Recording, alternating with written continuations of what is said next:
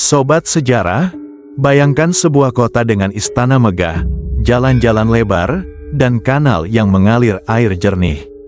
Ini adalah Trowulan, ibu kota Majapahit di abad ke-14. Tapi kini, hanya tersisa hamparan tanah dan reruntuhan.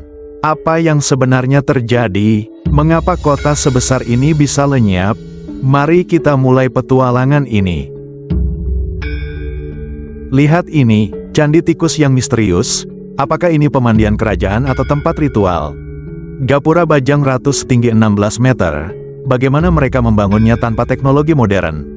Dan yang paling mengejutkan, jaringan kanal sepanjang 10 km yang membuktikan Trowulan adalah kota terencana pertama di Nusantara.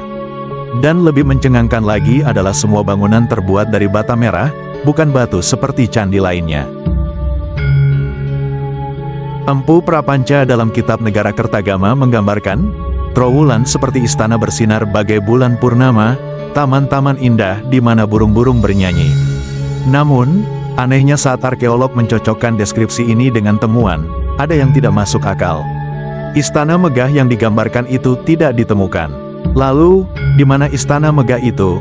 Mengapa tidak ditemukan bekas bangunan setinggi yang digambarkan? Apakah kitab ini berlebihan atau bukti belum ditemukan pada bagian terpenting dari situ Trowulan ini? Tahukah kamu, Trowulan punya sistem pengairan yang lebih maju dari zamannya.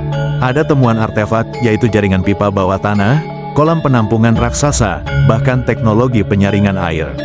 Tapi yang paling misterius, kolam seluas 6 hektar ini konon disebut-sebut untuk pesta, membuang piring emas sebagai simbol kekayaan. Para ahli sejarah dan arkeolog punya beberapa teori mengapa Trowulan runtuh. Di antara argumen dan teori yang ada adalah, dikarenakan gempa besar tahun 1450, banjir bandang akibat penggundulan hutan, atau perang saudara yang membakar habis kota ini. Tapi ada satu bukti mengejutkan, yaitu ditemukan lapisan abu vulkanik setebal 1 meter. Lalu gunung apakah yang meletus? Mengapa tidak tercatat dalam sejarah? Di balik semua penelitian, Trowulan masih menyimpan rahasia.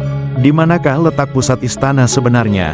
Benarkah ada terowongan rahasia menuju Gunung Penanggungan? Mengapa ribuan artefak ditemukan dalam kondisi pecah dan terkubur dalam posisi aneh? Dan yang lebih aneh dan membuat bulu kuduk berdiri adalah, para arkeolog sering mendengar suara gamelan dan tangis di malam hari saat penggalian dan pencarian prasasti atau artefak situs Trowulan. Akankah kita bisa mengungkap semua rahasianya? Saat ini, hanya 30% Trowulan yang berhasil digali. Masih ada 200 hektar tanah yang mungkin menyimpan istana, banyak lagi bukti sejarah dari Majapahit. Tapi dengan ancaman pembangunan liar dan penjarahan, akankah kita sempat mengungkap semua kebenaran? Atau, Trowulan akan tetap menjadi misteri abadi? Mari kita jaga warisan sejarah bangsa.